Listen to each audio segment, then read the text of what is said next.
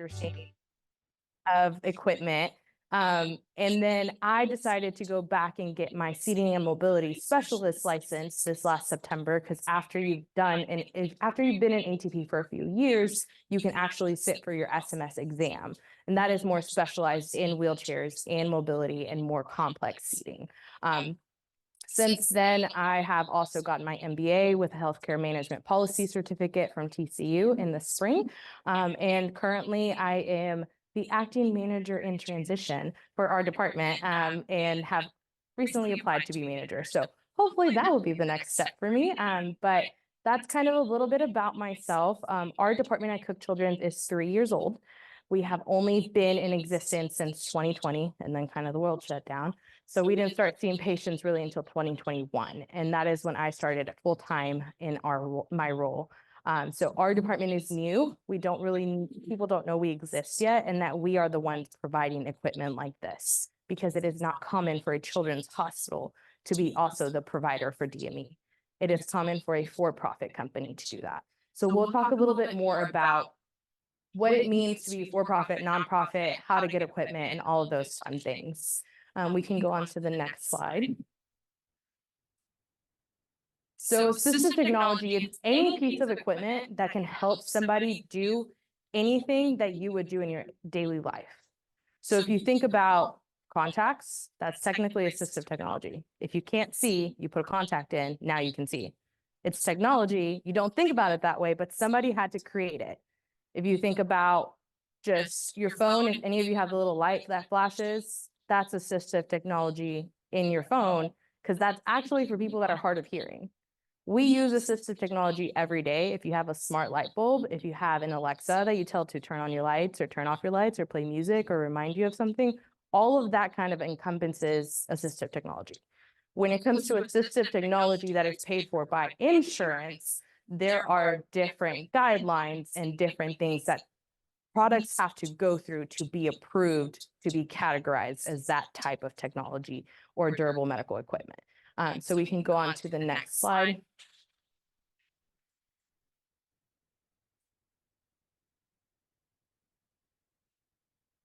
So how do you get it? Like, what is it? How do you get it? Who can get it? All of the things that we want to know, because, I want a super cool wheelchair that I can just push myself and not have to walk very long distances or want to sit, when I go to the zoo or the park. I want that too. That's super cool. There's many different ways that people can get assistive technology. The number one way is going to be through insurance. You have commercial insurances, you have Medicare, Medicaid. You also have different options to do trust. So if a patient has a trust already created for them, a lot of times those patients are due to malpractice or some type of lawsuit. They ended up getting a large sum of money for them to have that trust for medical use. You have the option to self-pay. That is not my preferred option, and I'm sure not anybody's self-preferred option, because it is very expensive. But you also have the option to get things through charities, through programs, through Medicaid that are the waiver programs like MDCP and different options like that.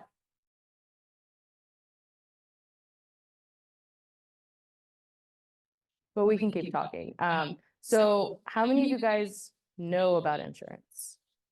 Like, I know that's a dumb question, but you guys are med students. How many of you guys are under the age of 26 and still under your parents' insurance? Okay, so you might know about insurance, but you might not really know about insurance until you get to work and you have to pick out a plan, and then you're like, okay, what does this mean? So insurance has this lovely thing. If you have commercial insurance, which if you have a job, you typically have an insurance plan through your employer or through your spouse's employer that has a deductible and an out-of-pocket. Unless your spouse or yourself works at a really great place with like a $300 deductible, which I recently saw. And I was like, where do you work? Because I need to go there. Their out-of-pocket was $1,000. And I was like, how make sense? Commercial insurance, you have your deductible and your out-of-pocket costs that you have to meet before insurance will pay anything. Equipment, like this lovely chair over here, can be anywhere upwards of $20,000. So if you think about yourselves as still being on your parents' insurance, or if you have children or married or thinking about having children one day, if you have a large family of 3 or 4, and that includes you, your spouse, and one other child, that might mean that you have to figure out how to pay for a $20,000 chair. How many of you guys have $20,000 laying around? Y'all want to donate it to my families? Because I got quite a few patients that just lost Medicaid and have no insurance right now. Just lovely, you know?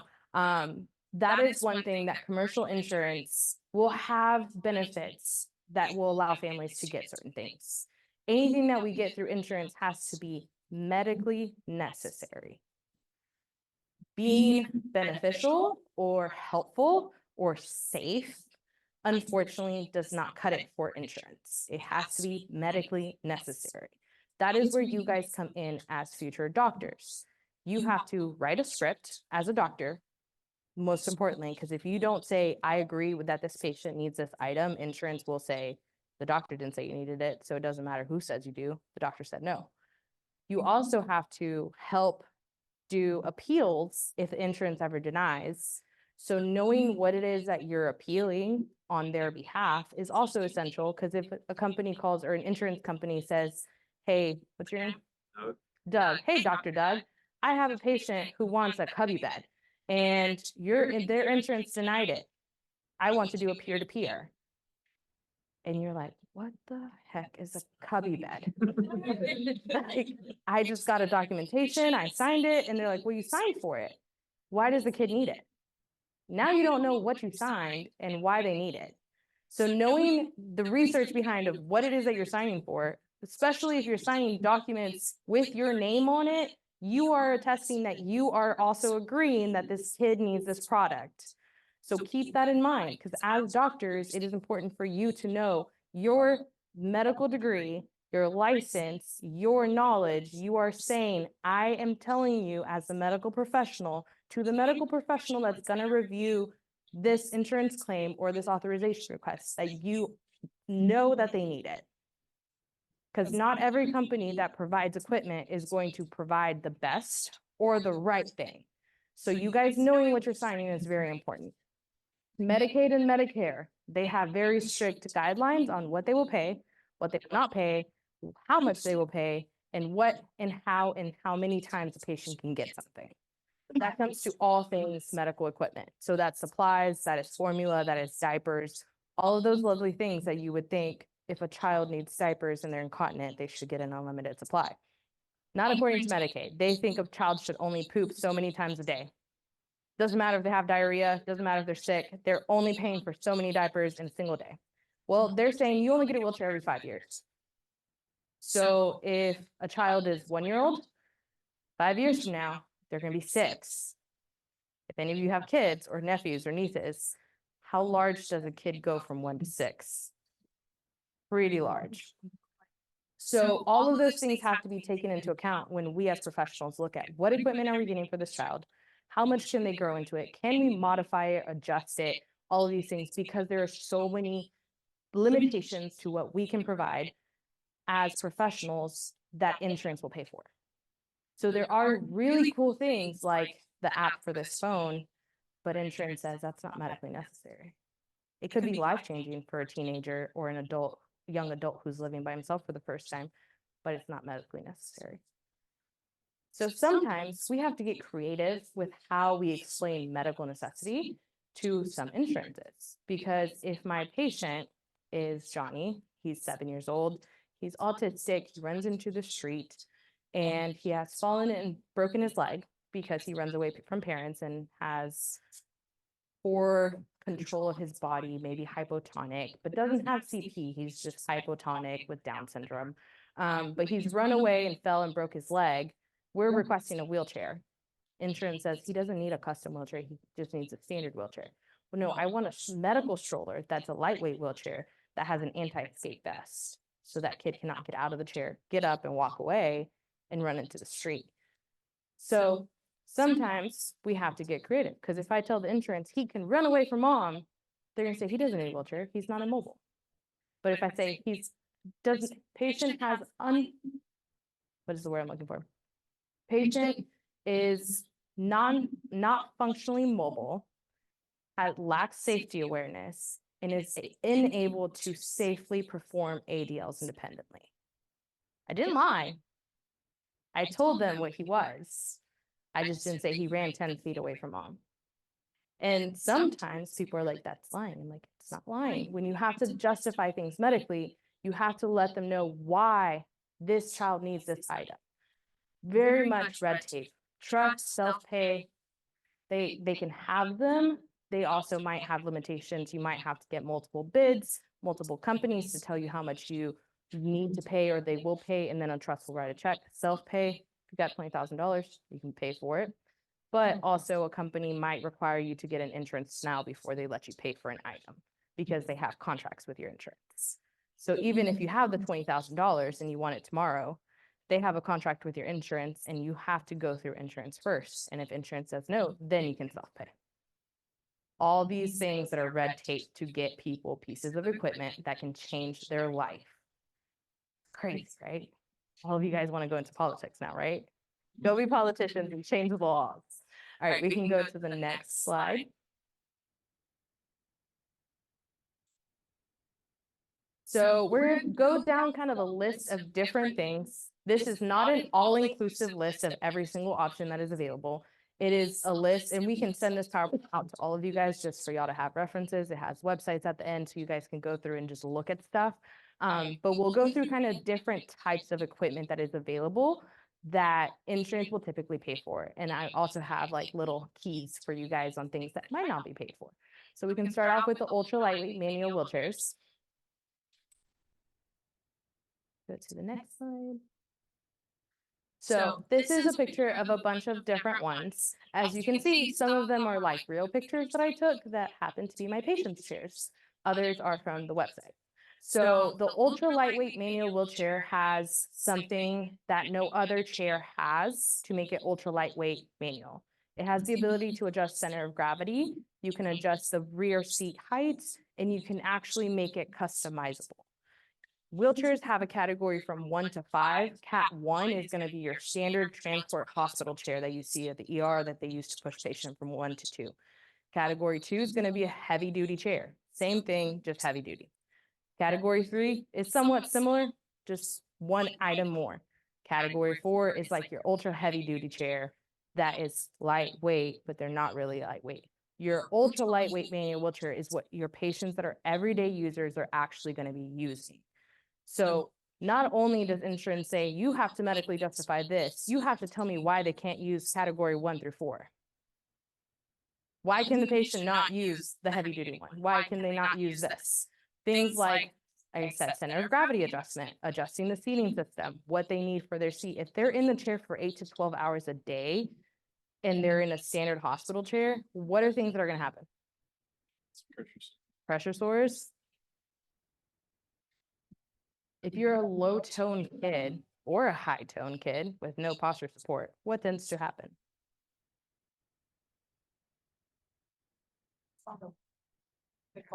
And what happens to our bones when we always hang out like this? We get scoliosis. And then if we get scoliosis and we're always like this, our head wants to be centered. So then we're going to go this way. And then our hips are tight. So then our hips go here. And then we can't sit in a chair. You can't sit straight. And there's nothing else that you can do to make them straight other than surgery.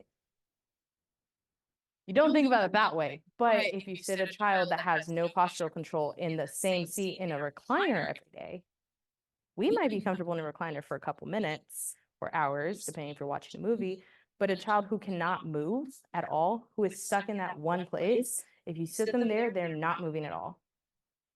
And if they have high tone, their muscles could be pushing them one way or the other. If they have low tone, could be pushing them one way or the other. They could just be noodles and just be there. And then parents are wondering, why is my child not straight? And we have to explain, I can't make your child straight in their chair because the inside of their body is not straight. But if we had the right seating system from the beginning and gave them the posture and support they needed from early on when they were younger, we could have possibly prevented that. I'm not going to say we could prevent everybody getting scoliosis because that's not possible, But if we have a good chair for the child that needs support 24/7, we could prevent them getting scoliosis sooner. So we can go on to the next chair, or the next chair. It is the next chair. The tilt and space wheelchair. So your tilt and space wheelchair is going to be what you see for kiddos that have poor head control, that might not be able to pressure relief on their own, that cannot push themselves. So it's typically a chair that has bigger wheels behind the patient, smaller wheels in the front, and the chair itself will tilt back. So you have tilt, and then you also have recline. Some parents really want the recline because they want their kid to lay down and take a nap. But again, if the kid has poor postural control, if they're always laying down, they're not getting the proper support upright, and they could still develop scoliosis. So sometimes recline is not the best option. It's actually tilt. So explaining that to a family of the child needs to be in its upright posture where they're being supported on their back, they have proper support on their bottom, and then you tilt them back throughout the day to relieve pressure both throughout their entire legs and their back to give them pressure relief throughout the day to prevent pressure sores. Tilt and space wheelchair you'll also see with patients that possibly have a vent or a trach, or might have a condition that is progressive like muscular dystrophy, because the longer the patient progresses, the more support they're going to need. So those are things to take into consideration when you're talking to a family about equipment, or a family says, I want this specific type of chair. If the patient's diagnosis is a progressive diagnosis, like the child I was talking about earlier with some of your friends here, is the child going to be completely different in 6 months? Are they terminally ill? Do we know that their condition is going to deteriorate their muscles and their bones and require more support? Equipment can take anywhere from 6 to 9 months, sometimes years to get, depending on insurance and things being denied. So if I know that this patient has a progressive condition, would I get them a chair like that with no back support, no headrest, no harness? Or would I have that conversation with mom of, how about we think about the worst day? I know right now Johnny feels really good, but on his worst day, does he need to tilt back? Can he sit up? Can he hold his head up? Because some kiddos have conditions that are affected daily. So all of those things are things we have to think about as equipment specialists, but also it's not just us making that decision. We do that with doctors, we do that with physical therapists, we do that with the parents. Ultimately, the parents get to decide what equipment we order for the child. So it does not matter if I tell mom, hey, you really should get a tilt and space wheelchair. If mom is adamant that she wants that chair and they have commercial only insurance and their insurance is going to pay for it, but then next year they might need something different. You as doctors, if you recommend something and the family says no, document that. Because people can come back and say, well, this is what the doctor told me I needed. This is what this person told me I needed. You document, this is what I recommended. This is what the family chose ultimately. Or this is my recommendation. This is what they decided to go with. We're not going to chastise parents and say, well, you didn't want that last year. We're just going to say, we understand that you want this. We will try with insurance. We're not just going to say, no, we're not going to try. We will try, but it is a high likelihood that it will deny because we just got this other item. And that's something that just know, documentation is key. Always document. So we can go on to the next type of chair. So medical strollers. I was talking about my friend. I forgot what name I gave him already. Johnny, I think, that was running away from mom and dad. So your medical strollers are going to be either for your early interventions, really, really small kiddos, because they have a low max weight of like 65 pounds, or for your really big kiddos that run away from mom and dad. For a patient that needs postural support, a medical stroller is not highly recommended because it does not give you the option to give them the right support. You can't put something custom on something that's a sling back and that only has the option for a sling back. So medical strollers are great options for young kids and also for some kids that might not need to be in their chair 24/7. Some parents say, and I've had this happen just recently, a mom said, well, I really want the one that's pink, the hoagie. And she showed me a picture and she's like, everybody else that goes to this support group for drowning children, they have the hoagie. And I really want that for my son. And I said, if your son did not have scoliosis, I would say, yes, let's get it. Great, works fine. It's a lightweight stroller. It's pretty. Let's get it. Your son has scoliosis. And if I put him in that, it's only going to get worse because it's not going to give him the support he needs. If you want to get that in a year when your chair is 5 years old, I can get that for you. But just know I cannot do custom seating on that chair. And mom said, oh, yeah, no, I'm good. Because she was very concerned about his scoliosis. And it's all about being honest with the families of, this is my limitation. I'm not going to sit here and tell a family, like, I can get you everything you want under the moon, and somebody else is going to pay for it. You have to be straight up with parents and families and let them know, hey, if you get this stroller right now, insurance sees that as a wheelchair. So you're stuck with that for 5 years. So if you want that, that's great. But just know that if your child then needs something different because they can learn to push themselves in a year, then you won't be able to get that. That is fully dependent. The child cannot move. The child, well, you can push them, but the child cannot move themselves. A chair that is a child that might be able to self-propel one day, I will always steer the parent to a chair that they can be independent in. Especially for a child that, if parents are like, they're just so sassy and they just really always want to get toys and they do whatever they can to get what they need, I literally will say that child has the drive to move and to do what they want to do.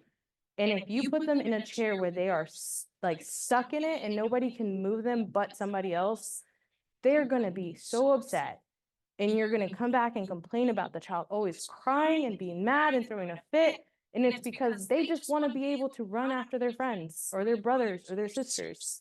And it might not be pretty how they push themselves, but they're moving from point A to point B. And I'd rather give the child the option to move from point A to point B than to make them be in one place and be yelling and screaming because they can't vocalize, I want to go play over there. So those are things that you can have conversations with as doctors, like, you know, equipment wise, what are your goals with the family? What are your goals with the kid? All of those fun things. Again, this is not all of the things out there. This is just an example. But that is medical strollers. We'll go on to the next slide. Power chairs. How many of you guys have seen a power chair? Do y'all know how much they weigh? What's a lot? Because I mean, on a good day after I have a lot of sushi, I weigh a lot too. What is a lot? Could you lift it? You wouldn't try? I've had people try, and it's like very funny. Power chairs can range anywhere from like 330 pounds to the heaviest heavy duty ones are about 500 pounds. And then imagine the patient on top of it. So the ones that are 500 pounds have to have a very heavy patient on them. So that could be upwards of 1,000 pounds of stuff you're trying to put somewhere. Power wheelchairs are great for independent mobility for patients that can have any type of functional and responsive control, as in they understand cause and effect. If a patient can move this much, I can get them to drive a power chair. If a patient can sip and puff their air, they can drive a power chair. Kids can like literally move their finger on and off of a light and get them to drive a power chair. It's all about getting the right thing for that patient. Parents are going to tell you that they are afraid of power all the time. Their 2-year-old, they just can't do it. They're afraid it's a 400-pound chair. They're going to crash. They're going to do all these things and they're going to get hurt. When it's set up properly, especially the one that's on the pink one, that one, I can program it to the same way that I adjusted his settings so that he could go further and longer. I can program that to where if I put my foot in front of the front small wheel, and the meat of my foot is where the wheel is, it stops. So if a kid is like 1-year-old and they're learning to drive and they understand cause and effect, and they just have to be able to push a joystick, I can justify getting them a power chair for them to learn how to independently move. It doesn't have to be pretty. They can have ATNR and all types of spastic movement, dystonic movement, lose their head control, but I can get them independent movement. And I can control how fast they go, where they go, their position in it, all of those things. A lot of people will tell you, you can't get a manual and a power chair. That is not always true, depending on the insurance, which is horrible to say, but depending on the insurance and depending on the child's condition, if they have muscular dystrophy, and let's say Mary has muscular dystrophy, which I gave a girl's name who's like not common for muscular dystrophy, but just go with me. If Mary has muscular dystrophy and mom and dad have 7 other kids and they only have a car, 4-door sedan, that's it. It's all they could afford. Family's on Medicaid. And Mary has progressed to the point where she can no longer walk, so she needs a power chair. She can't self-propel because it's contrary to our diagnosis and prognosis, because we're just going to deteriorate all of our muscles faster. So we get her a power chair. Well, how is Mary going to get to the doctor if Mary's 15 and weighs 150 pounds and only has a power chair, and mom and dad drive a car? They can't. They would have to call Medicaid transport, which could take an entire day of everybody's schedule, because they pick them up at 4 a.m. to get them to a 1 o'clock appointment and pick up other patients in between, and then come pick them up from the clinic that they finished their appointment at 2 o'clock at 6 o'clock after the clinic's closed.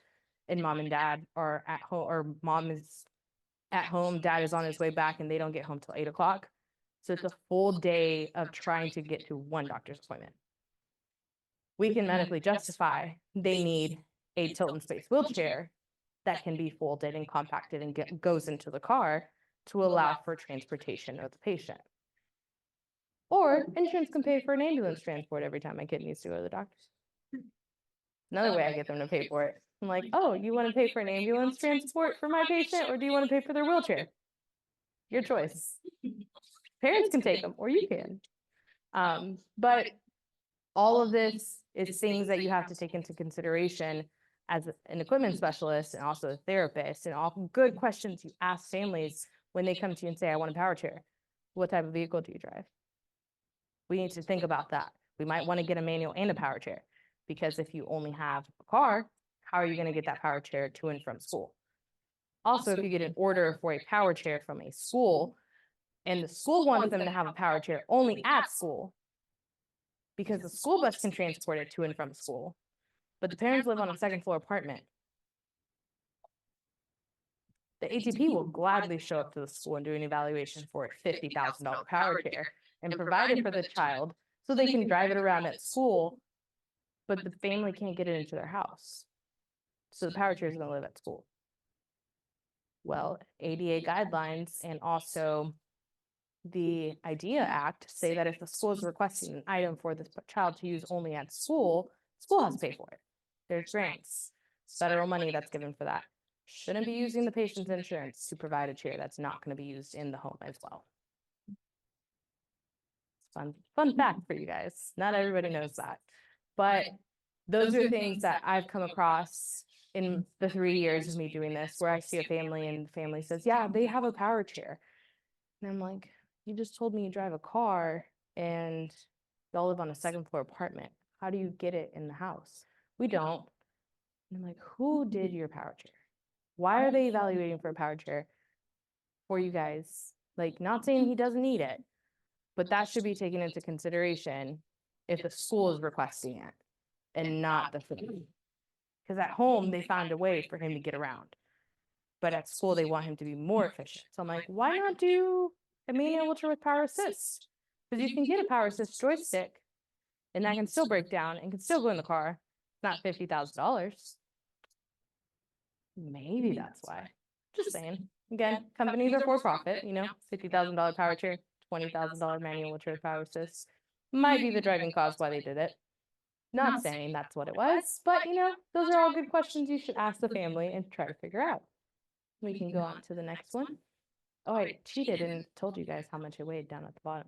None of you guys saw that. I just saw it too. Okay, so our custom seating versus aftermarket seating. You have all different types of options out there. There's anything from a standard slingback, which is on this chair here, which is literally just, oh, you did a good job and put the brakes on. Look at you. You learned. I still don't do it, so it's okay. I just like to tell people to break the first roller wheelchair using. This is a slingback. This one's actually tension adjustable, and you can open it up and adjust the tension on the back. So if the patient needs to lean back more or needs to have more lumbar support, you can make those adjustments with it. And then I brought you guys super cool custom backs that I do a ton of these. This is the Tarta back. It's not the only custom back out there. It is the only custom back that is adjustable and growable, though. I will say that. I'm not sponsored by them. I don't get paid by them either. I just think these are so cool. We call one of the professors for the PT students here, who's also a colleague of mine, we call this the Professor X back, because, you know, super cool. So essentially, this is actually one of my patients. We build the spine, how tall the kid is, and then we add ribs, and then just add pads around it. Sounds super simple, right? Yeah, until you do one like this. And the kid has super intense scoliosis and like pelvic obliquity and just everything under the sun. And you have to make this in their house while they're sitting there for hours and you're like physically trying to push things. I made this, by the way. This is one of my kiddos. I asked mom permission to bring it and she was like, only if you promise nothing will happen to it, because it literally took hours to make. This is more simple. He also has scoliosis. This is one of my high tone kiddos who this back is flexible.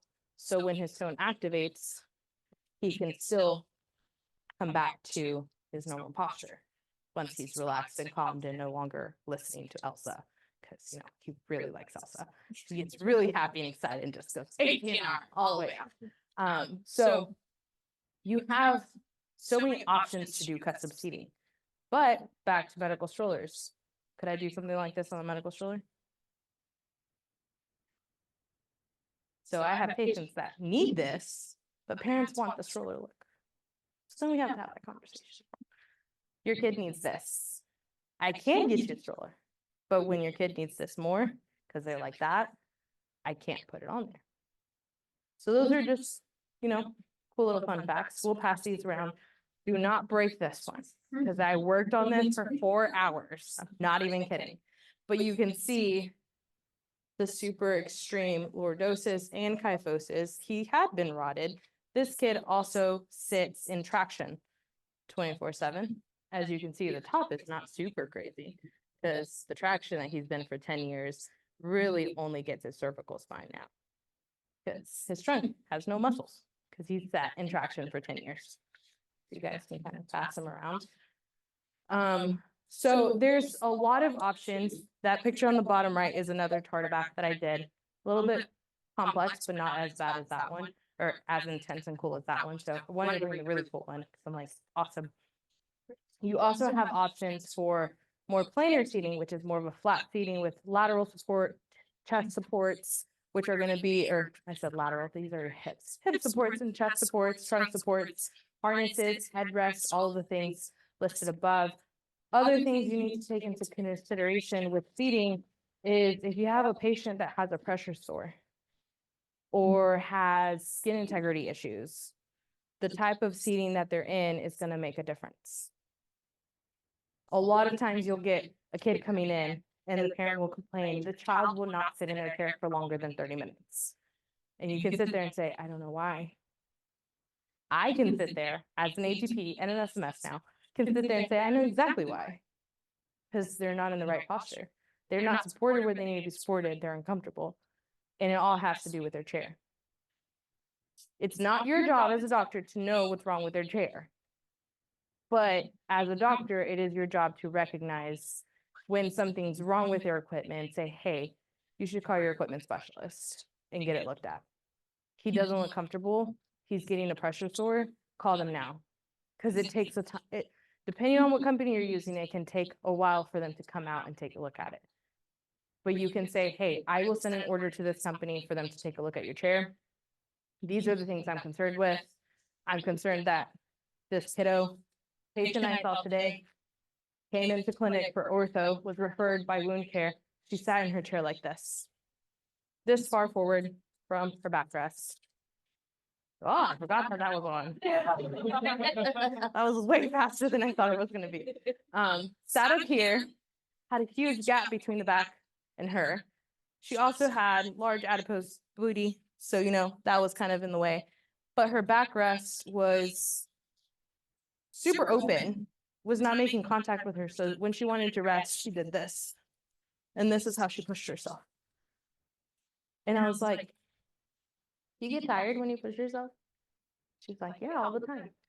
So we checked. I did this with the orthopedic surgeon in the room because he called me and literally said, hey, I have this kid coming in for wheelchair stuff to ortho clinic.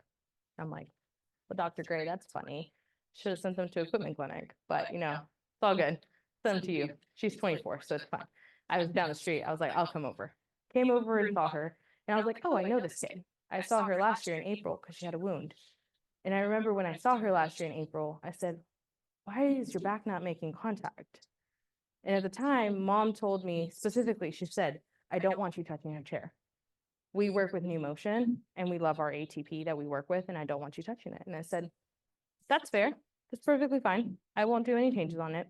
And I said, you know, the doctor that's currently treating you for your wound put in an order for me to come in and give you a new cushion because she has a wound and she's inpatient, and I can give you this cushion, and I don't have to bill your insurance because you're inpatient and I work at Cook Children's and you're admitted in Cook Children's, so it's a part of your hospital stay. I will give you this cushion. We'll do pressure mapping on the cushion to show you that the new cushion I'm giving you is actually better than what she's currently in. And that's all I will do. I will not touch anything else. And I told her, I would recommend for you to call your ATP and let them know that she should be making contact with her backrest. And I told my mom this in April of last year. Saw her again today. And I don't remember, I think at that time we didn't wear masks anymore. Don't remember. But when I came in, she kind of recognized me and I was like, hi, how's it going? She was like, it's going good. I was like, oh, it's so-and-so still your ATP at New Motion. She said, no, I think he's doing something else now, which I know he's not because I see him see patients all the time. But I was like, oh, okay, cool. So I was like, you know, I saw you guys, Dr. Gray told me you guys were coming in for equipment stuff. Like, what's going on? She's like, she's just really uncomfortable in her chair. And I was like, okay, pull out your phone. I'm gonna give you a list of things you need to call your ATP. This is what they need to do. Like, number one, you need to close your backrest angle. Move your backrest up to where it actually makes contact with you. Number two, your casters are 5 by 1 inch. This is a 4.5. 4 by 1.5 casters. She had 5 by 1 inch casters. And mom said she keeps falling out of her chair when she's slowing down the ramp. And then I moved the wheelchair like slightly, and her caster was like this. And I was like, well, your casters are not squared off. So the angle that your casters are at should be squared off with your chair, because depending on the angle of the back of the chair and your everything else, like your front casters are not aligned. So like, it's basically like you're driving around in a car that doesn't have good wheel alignment. I was like, when you push yourself, it kind of flutters like this. She's like, yes, it's so annoying. I was like, yeah, that's a problem. Also, when you sit in your chair, again, sitting like this, I'm put the brakes on this time so I don't scare myself. She's sitting here, her hands fall in the front of the wheels. Center of gravity, ideally, and I think this one's not even set up properly for me, when you put your hands down, straight down where you're sitting, your wrist should be near the axle, which is the center of the wheel. So every time she was pushing, she was having to reach so far back and couldn't get an effective push and was doing this instead of doing one long stride, reaching back, forward. So I just sat there and I was like, you know, oh, sorry. You want to keep using that vendor? It's totally fine. I'm not offended, more than busy. So I don't need no more patients. It's okay. I was like, but I'm going to give you a list of everything you need to call them to get that done. And mom actually listened to me. Maybe it was because it was almost a year later and she was like, maybe you know something. Because a year later, she's still in pain. But those are things that can be changed in a chair and make a huge difference for a patient with the way that they're sitting, the support that they have, the type of seating that they have, what is available versus what the family was told about.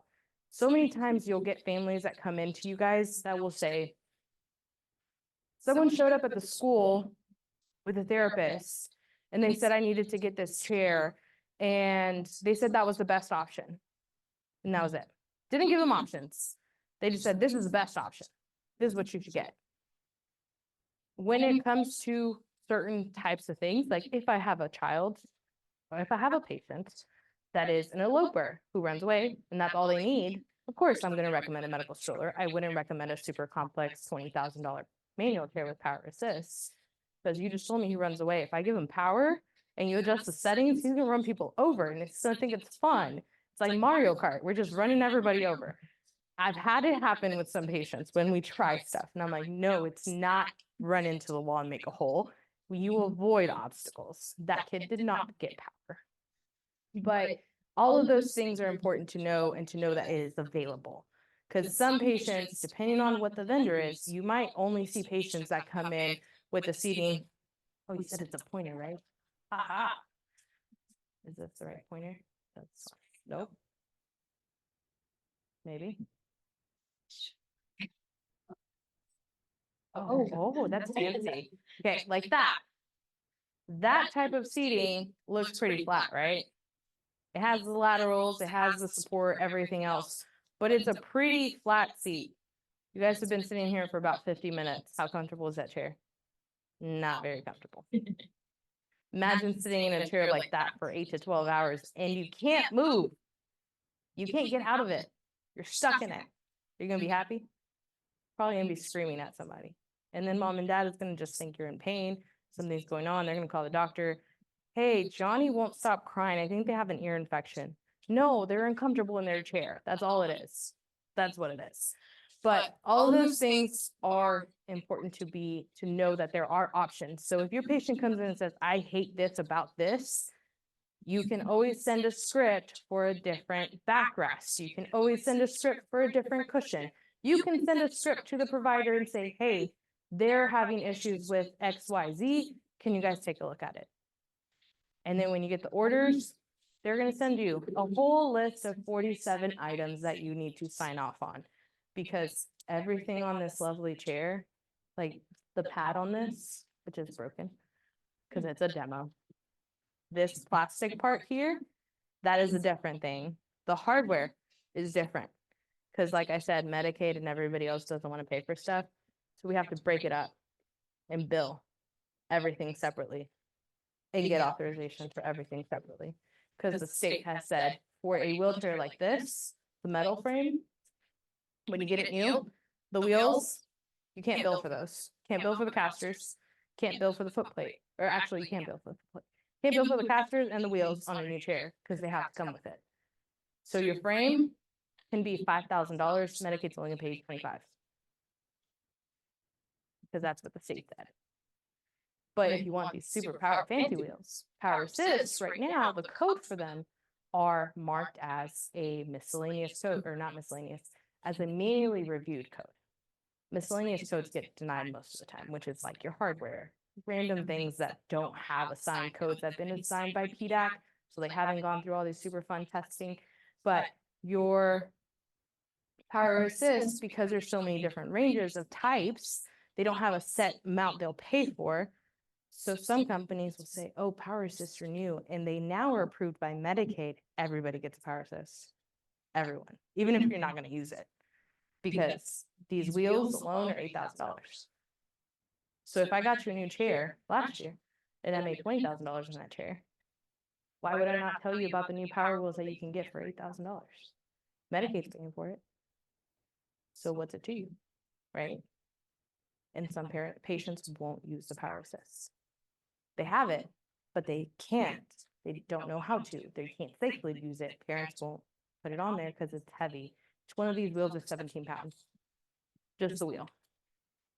It's lighter than the power chair. So for the kid that really needs power, it's great. But sometimes people will do that and try to upsell your patients because the industry is a for-profit industry. I work for a not-for-profit company, which is Cook Children's. All of the other companies that are out there that are for-profit are looking at bottom lines. They are salespeople. That's kind of how it is. So sometimes you'll get orders for some ridiculous stuff because they think that a 2-year-old needs a power assist. And you know that their diagnosis is contrary to what they're trying to sell to this family. You as a doctor who you, again, would sign and say you are attesting that this is the right information, that this kid needs it medically. You have the right to say, hey, I have questions. Can I talk to the ATP before you sign? You can do that. I've had doctors call me and they're like, hey, we got this order, or they sent me an order for a kid, and I went out and saw the kid and then talked to the family and said, hey, they need an additional item. They need a bath chair. We just found out they don't have one. Can you send an additional order for a bath chair? And a bed, because the kid had a trach and they were getting there during the evaluation. We're in a crib getting her foot stuck in the railing. And I said, that's unsafe. There are medical beds that help keep that from happening. And someone responded back, one of the people on the doctor's team, and said, no, we're not doing that. And I said, why? Why are we not getting this kid a bed? Because kids that age don't need a bed. And I said, okay, I've gotten kids that age medical beds before, and I'm telling you specifically why this kid needs a bed. I'm not like just wanting to get them every piece of equipment under the sun. I'm telling you, I saw the kid literally get her foot stuck and got a bruise on her leg from getting it stuck in her crib. And the nurse said, no, we're not writing the order. And I said, okay, I'll go call her neurologist. Got an order from the neurologist, who I work with all the time. I'm like, I am not the person to upsell people. I will literally tell a family, if you don't have the room for a bed in your house, you don't have to get a bed just because the doctor told you, oh, you should get a hospital bed. If you don't have the room for it and 3 siblings are in one room and you don't have space for it, it's okay to say, no, I'm okay. I don't need that right now. That's fine. But that specific nurse was like, we're not writing the order. And I said, okay, that's fine. So I talked to another doctor and they agreed with me. They're like, you are right. They need to be safe. And they need it because they're also on a trach and feeding and everything else. But you have that right. I don't hate the doctor or the nurse that said no. I was just like, okay, I understand you don't want to write the order. I will speak to somebody else on the care team. That's fine. And they said fine. So we went about our way and got the order anyway. But you have the right to do that as a doctor and say, hey, I have more questions or I don't agree with this. We can go to the next slide. Speaking about bath chairs, there are not very many. I said this was not all encompassing. This is probably a very all encompassing bath chair slide. There are not many options. A bath chair is a bath chair until it becomes a toileting chair or a transfer system, which will literally help you transfer the patient into the chair in the room and then roll them into the bathroom, connect it, which is the bottom. This one. Connect it via that little bridge right there, and then slide the chair into the tub.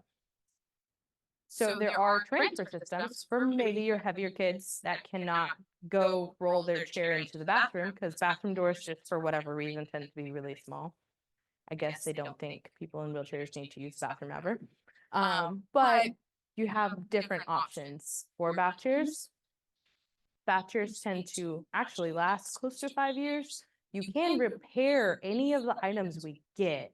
So like on this top one here, that one right there, and that one right there, they can have the plastic for 5 years, but we might be able to order a new mesh seat from insurance, which is a couple $100 in 3 years. Because, you know, if you sit in the same chair that's mesh and have soap scum everywhere, pretty gross. So things can be repaired, but also Medicaid will not pay for a bath chair unless the child is 1 year old. Why?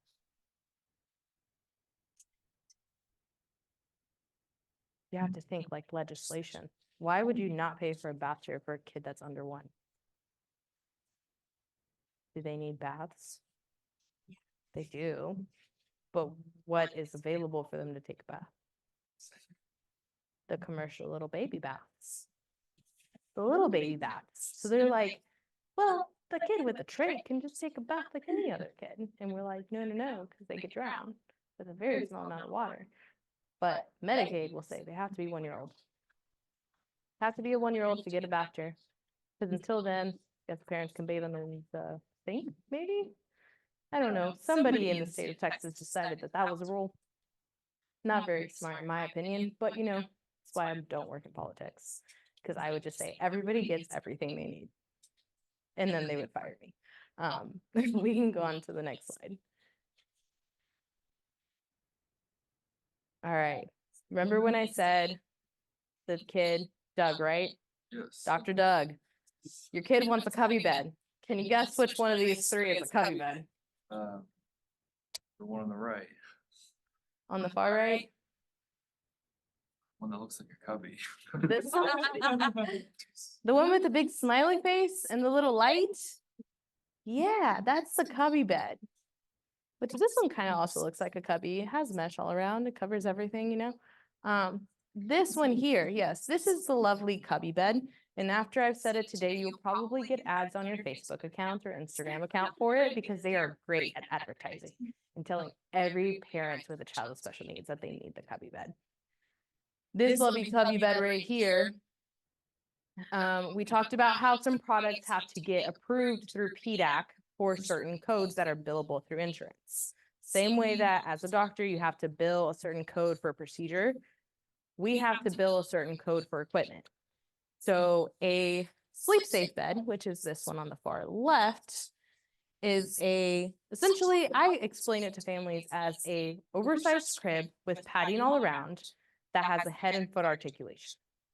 So it's a hospital bed that also has padding around it, and it's kind of like a large crib. That has an exact code that has been approved by PDAC for the pediatric hospital bed. The cubby bed, which is newer over here, is not approved as a pediatric hospital bed because of two reasons. It has not gone through like all the fancy things to get it approved.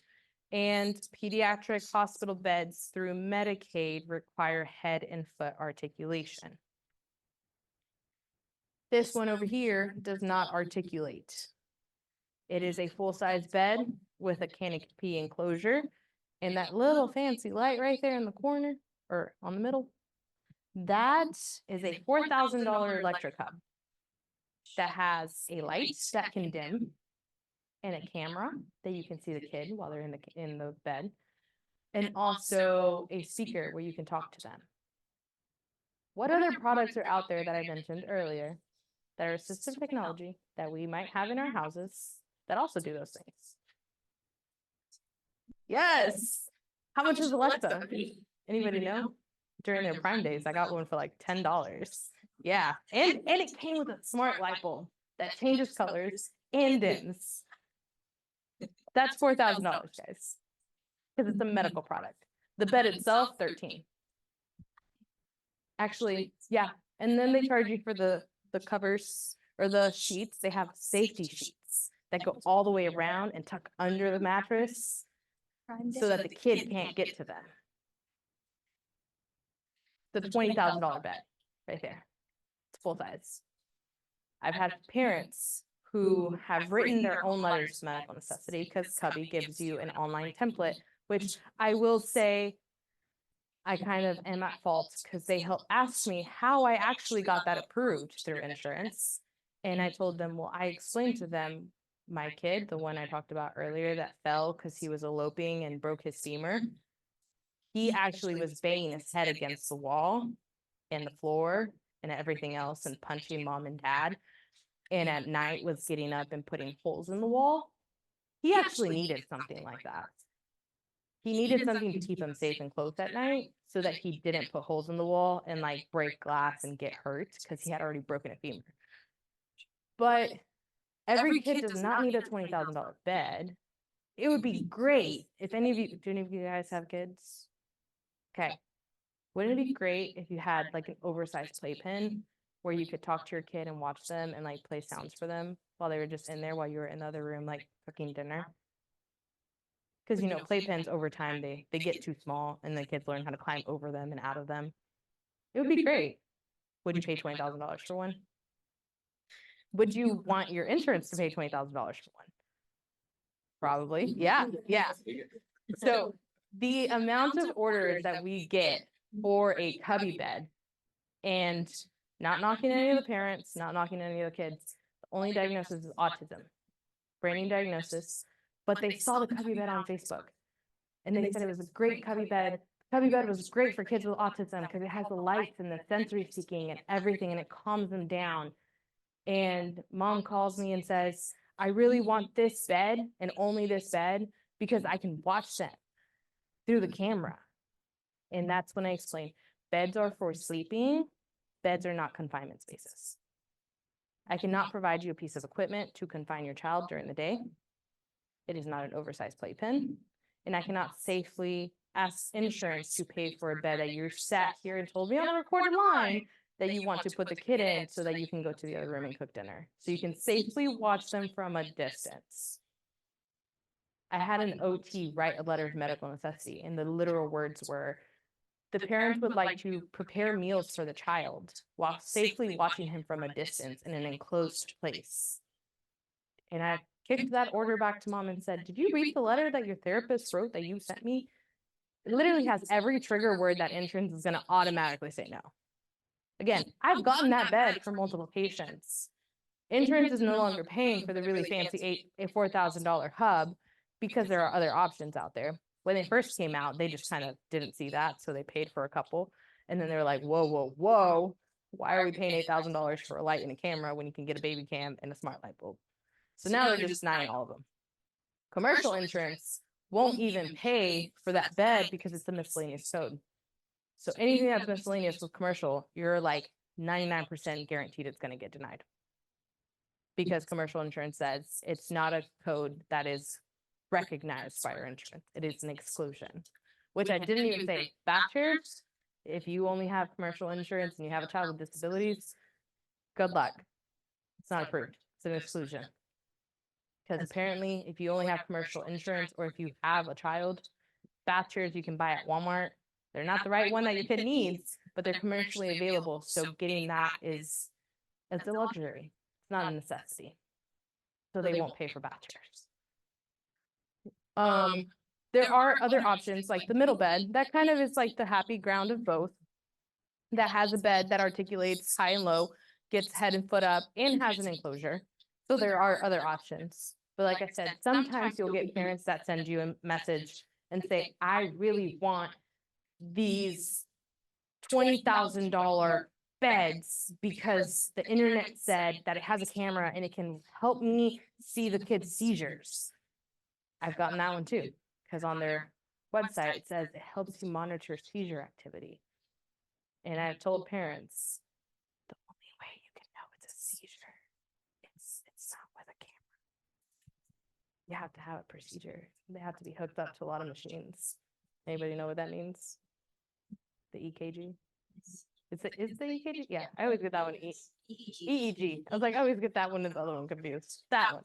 EEG. Gotta have an EEG. Can't just, because I'm like, raise your hand, don't be shy. How many of you guys, like after a long day of studying, go home, you're ready to fall asleep, and then you feel like you're about to have that dream where like you're dropping and you're like, startle yourself? Yeah, yeah. And you're like, I just moved. It alerts you that somebody moved every time they move. So then that same parent could call you guys the next day. My kid had 10 seizures last night because they kicked. Because that company, who again, I told them, I'm like, you can't say that it's for seizure monitoring if you don't have any science to back that up. But because it's not approved by a specific code, they don't have anybody regulating what they say, they can say what they want. They didn't tell you that they can guarantee it's a seizure. They just said monitor seizure activity. It's all about the wording, marketing, guys, business. It's all about business. We can go on to the next slide. Car seats. How many of you guys have ever ridden in a car seat? I hope everyone, because y'all are pretty young.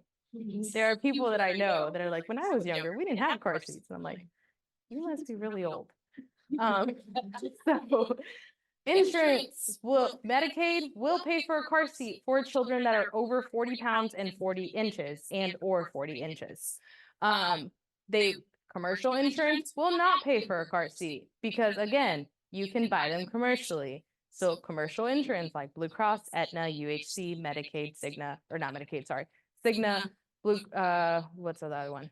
Those are kind of UMR, all of those main big companies, they will say no to a car seat because you can buy one commercially available until you have a 1-year-old with Prader-Willi that weighs 75 pounds, which was one of my patients. Yeah. And then what do you do? Because he's one. he has to be in a car seat. He doesn't fit in any car seat that's available in the market because he's 75 pounds and I think he was 19 inches wide.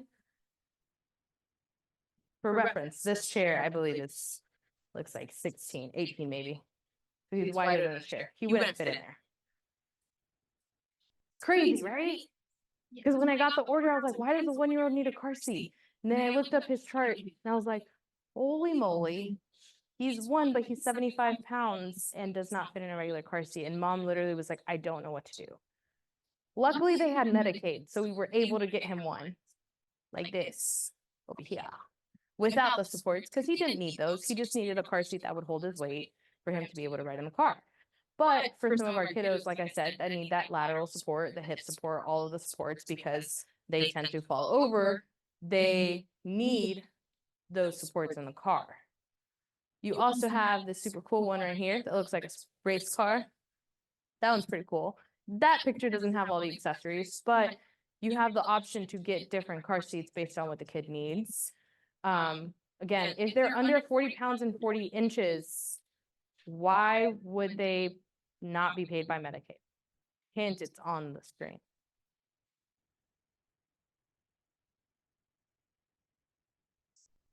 But what about commercial car seats? Rear facing. The patient can still be rear facing until they are in most commercial car seats, 40 pounds and 40 inches. Most of them have a higher weight and height max for rear facing. So again, for any of you guys that have kids, if you don't have kids, they can be rear facing. It is safe. And they actually just changed, they're in the process of changing. We got an email yesterday for nationwide car seat manufacturers now have to list on their labels starting, I believe, next year, that it is now the minimum forward facing weight has increased. They actually went up on it. So a lot of parents, as soon as those kids hit that minimum forward facing max, they rotate them forward because they're like, I want to see my kid. First of all, if you're driving, shouldn't be looking back at your kid anyway, my personal opinion, but also as a CPST and STAC, which is Child Passenger Safety Technician and Safe Travel for All Children Technician, which means basically I went through a lot of classes of car seat stuff and learned a bunch of random facts about both commercial and special needs car seats. The biggest takeaway from it literally was, and they said this many times, and I have repeated it to parents before, it is easier to fix a femur than it is to fix a spine. So when the kid is rear facing, especially your low tone kids that can't hold their head up already, when they're rear facing, the car seat acts like a glove mitt when they're in a car accident because the car is moving forward. So the car seat will move forward with the child. So essentially it's behind them. The car seat moves forward with their head and then comes back and rebounds. If you're forward facing and the car is moving that way, the car seat's behind you, you're going here and whiplash back. So you could not only hurt your spine, you could also get a concussion by hitting your head on the back of the car seat. And with our littles, just regular babies, their heads are bigger than the rest of their bodies. I don't know if you guys have seen kids lately. So they got some pretty big heads. But babies have big heads and they weigh more than the rest of their body. And also their neck muscles are not strong enough. So they're more likely to get a spinal injury if they're forward facing. Some parents are still going to tell you no. I've had doctors tell parents as soon as they turn 2, you need to forward face them. And I'm like, this kid is not even the minimum weight to be forward facing because this 2-year-old is still in 6-month clothing. They need to be rear facing. I don't care how old they are. It's their height and weight, and it's based on the car seat that they're in. So please don't be those doctors that automatically tell people based on age, they need to be in this position. Because if you go into anything that is special needs or anything that is pediatric and you see any type of pediatric patient, you will quickly realize they are not all the same. Because you can have a 1-year-old that's 75 pounds or a 10-month-old that's 45 pounds, or sorry, a 10-year-old that's 45 pounds. I had a 16-year-old that was 55 pounds. Who was essentially all bones. He was very, very skinny. very tall, but very. So I've had the wide range of all of those. Keep that in mind. Every patient's different. Every parent's going to be different. So even if you tell a parent safest to be rear facing, they could still not listen and put them forward facing. But Medicaid will not pay for a special needs car seat until they're 40 pounds, 40 inches for that reason. We can go on to the next slide. Standing frames. Y'all have been sitting all afternoon. I've been standing. Standing frames are going to be necessary for anybody who cannot get full weight bearing for an extended period of time. Even though you guys have been sitting, you've been shifting around, moving around while you're there. If our patients are non-ambulatory and not able to pressure relief, they need something to weight bear. You have different options, like one going from sit to stand, most likely going to be used for patients with low extremity contractures or inability to get to full extension because of contractures or limitations due to other things, like genetic conditions or anything like that. You have your prone, which we would really want them to have good head control, because if you're putting them in a prone stander and they have bad head control, they can't breathe. You have your multi-positioning systems, which essentially means you go from one position to the next, but then you also have an alternating position. This specific one that's on the board has the ability to AV and adduct their legs. So you would use that for early intervention kiddos that might have risk for hip dysplasia or hip socket not developing correctly. So, and then you have your supine, which essentially just goes from laying down to standing up. Again, this is not an all-encompassing one, but this shows the different types of standers. A lot of times you have kids that are in standers that have never stood. You would want to take into consideration if they've never stood and have weak ankles, they might also need orthotics.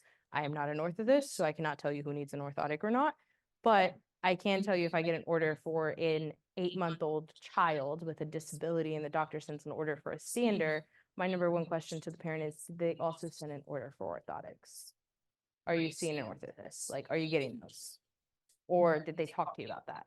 Because I'm not putting you in a standing frame for the very first time, especially at like 8 months old. I'm questioning a lot of things. Like, are we good to stand? Like, are they good to weight bear? Are their ankles okay? Like, we're okay? Okay, cool. Once I get that clear from the doctor, we're good.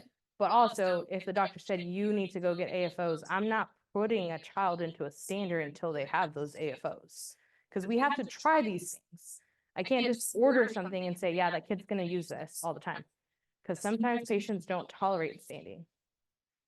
So if I put them in it for a trial and they're in it for 10 minutes and they're crying nonstop, I have to come back to the doctor and say, hey, they cried the whole time. I don't know if it's this. We need to figure something out. We're going to do another eval, try it again, see if something different will work and that they will like it better.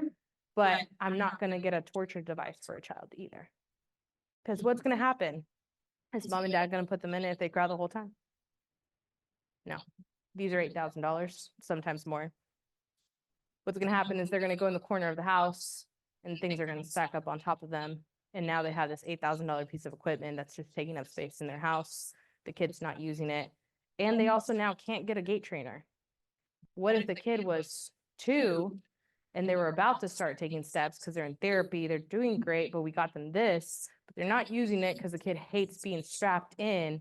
But if we got them a gait trainer, they would be mobile. So good transition on to the next slide.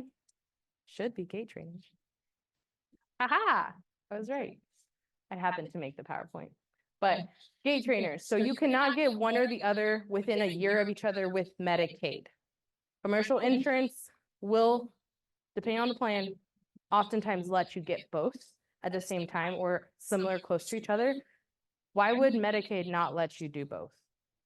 It's a very dumb reason. I don't think I wrote that answer up there. I was reading it to remember. What do you do in a walker that you also do in a stander? Weight bear.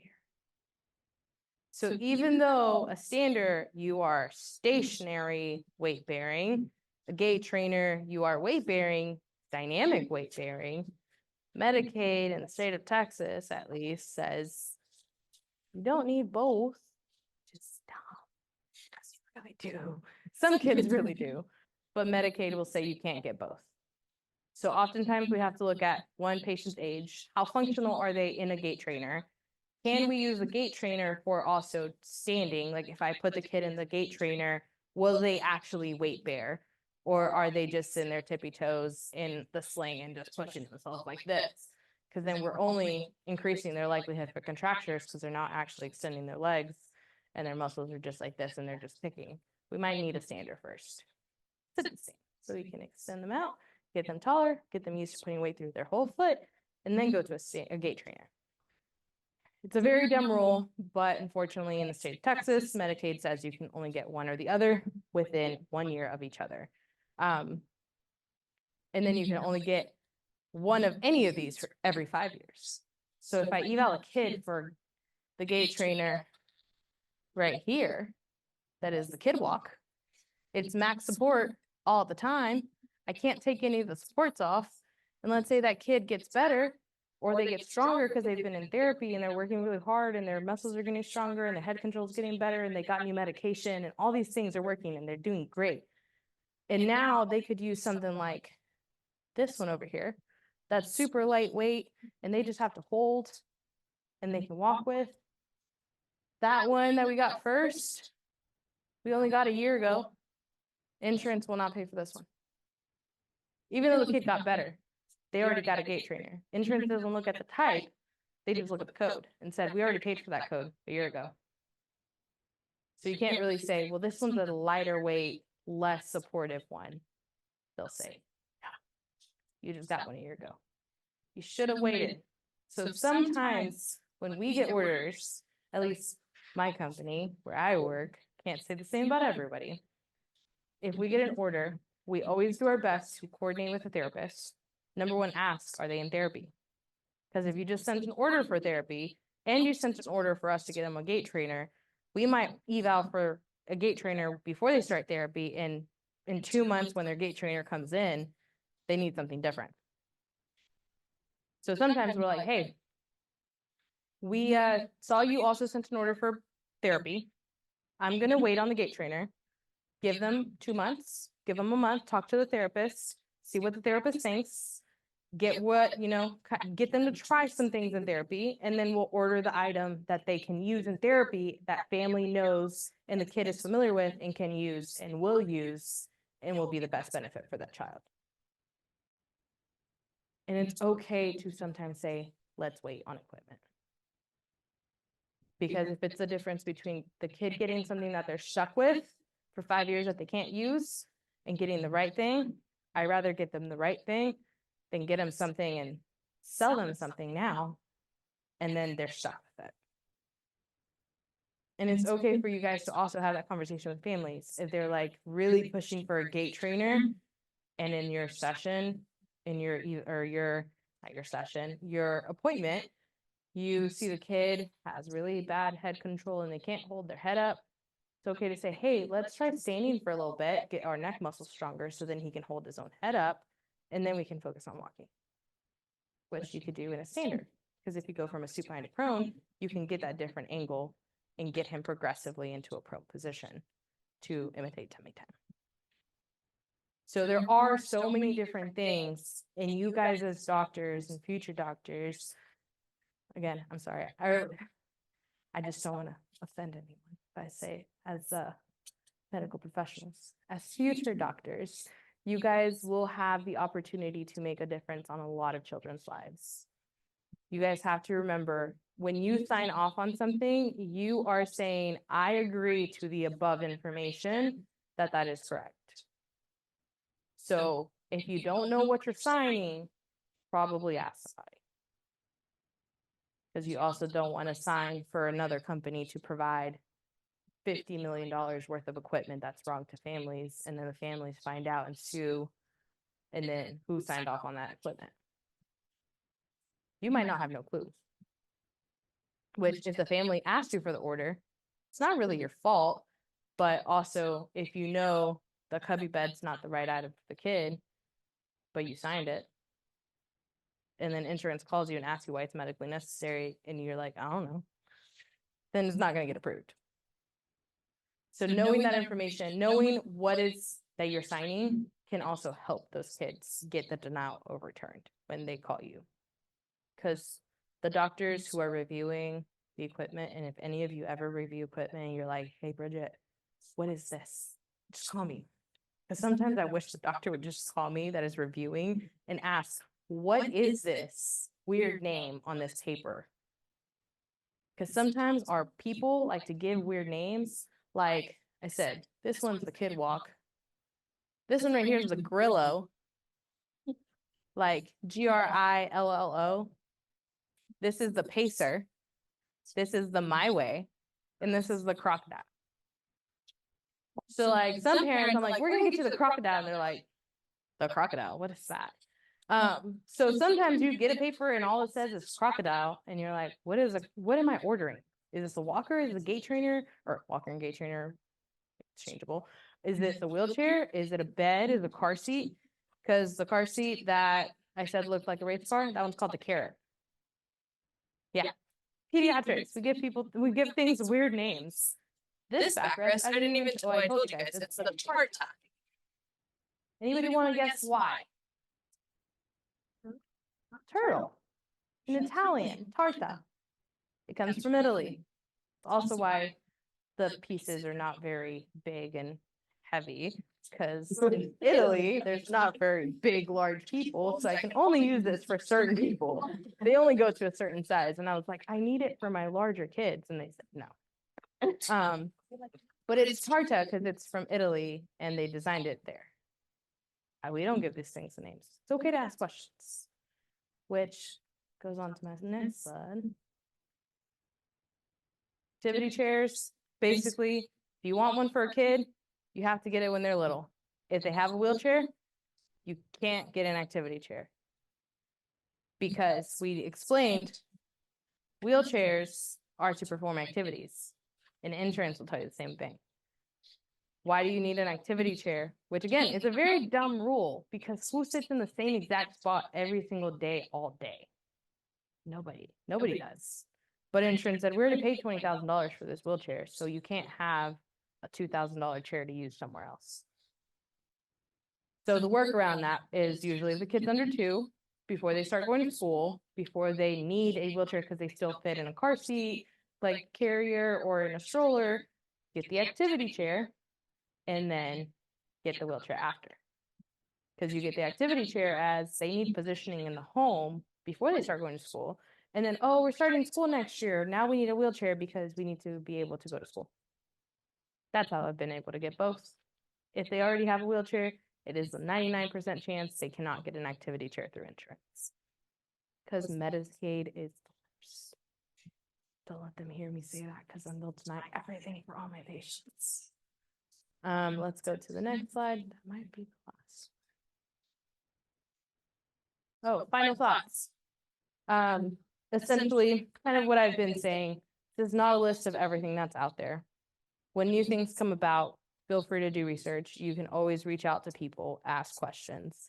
I am available if you have questions to say, if you ever come across something, you're like, hey, this looks really cool. Like, what is this? Is this something that's available for people to get? Because sometimes there's things that are really cool that come out that are not even available in the US yet. This was not available in the US until recently, because they had to get Pediatric approved for the specific code for custom seating. But always remember that any piece of equipment that you help a child get or a person get, it is a tool to increase their quality of life. So sometimes when you are working as a doctor, especially if you're a PM&R doctor, you're going to have a large stack of papers you have to sign. So just remember, every signature that you're putting on there, on the things you know that you're putting on and you agree with, every single one of those pieces of paper is to help a child get the piece of equipment that they need to increase their quality of life and make sure they can do any and everything that you would want yourself or your children to be able to do. Because then signing your name a million times and getting a cramp in your hand will be worth it. And that's all I have for you guys.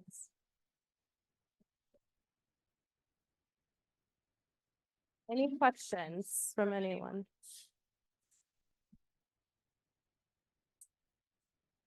Yes. So obviously you have to get insurance approval to get the wheelchair in the first place, but for that girl that needed all the changes done to her wheelchair after she had had it for a while, you have to get insurance approval to make all the changes? Yes. So one thing I didn't mention is the timeline for equipment.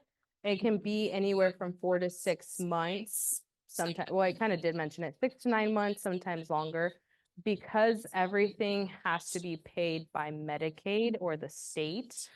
Currently, in order for a company to order something, they have to have guarantee of payment because everything's so expensive. And I tried to get my company to do the opposite and just like order it. But then they said no, because again, everything is so custom to the patient. Things like this I can build and I can make and I can hold on to until we have insurance off and then put it all together and deliver to the patient. But if it had to be a cushion like this that I can't take apart and reuse if I need to, I can't reuse it. That backrest over there, like in pieces, everything put together can be anywhere from $3,000 to $4,000 just for that, not including the other things. So companies are not going to order the item until they have well, nothing's a guarantee of payment because they'll tell you insurance authorization is not a guarantee of payment because we don't bill for the item until the patient receives it. So I can sit here and ask insurance to pay for this chair and they say yes. And then Johnny, who I ordered this chair for, lost insurance fully the next day because Medicaid just decided they were going to drop them. And I've had that happen to a couple kids this month. We had off, we ordered everything, everything's here, I'm ready to deliver. I call the family because it just came in. We go online or go on Epic to see, call the family and it says insurance none. Now they don't have Medicaid. We have their $20,000 chair. I can't give it to them because they don't have insurance, even though Medicaid approved it last week. And they say they would pay for it last week. The day that I have to give it to them is the day they have to have insurance. If not, if I give it to the family, they have to pay for it. So it is a lot of red tape. I wish it was easier for repairs, and there is currently people that are working on changing the legislation for repairs because it is unrealistic to expect a child with a broken wheelchair that uses it every single day to go many months without their equipment. And if it's something as easy as the bolts that holds the caster in the front, why can companies not just have a bolt to fix it? But I will say, if it's one of my patients and they happen to be at our office and they need a bolt, and I just happen to have a bolt in my tool bag, I might just put it on there. I mean, it's not like Medicaid's gonna sue me for fraud. I didn't bill Medicaid for it. I just happened to fix their chair. Just, a bolt fell through and just happened to be stuck on there. Look, you can use your chair again. But other companies won't do that because they didn't get paid for the labor. They didn't get paid for the part. It could be as simple as $20 part. They're not getting paid for it. They're not doing it, which is ridiculous. Very sad, very unfortunate. Again, y'all want to go into politics? Convince some people to make some changes? Any other questions?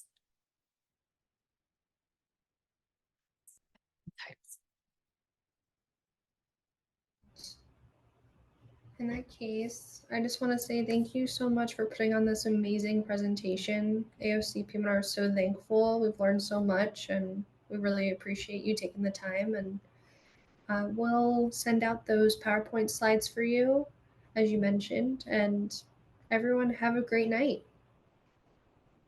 Thank you guys. Thank you.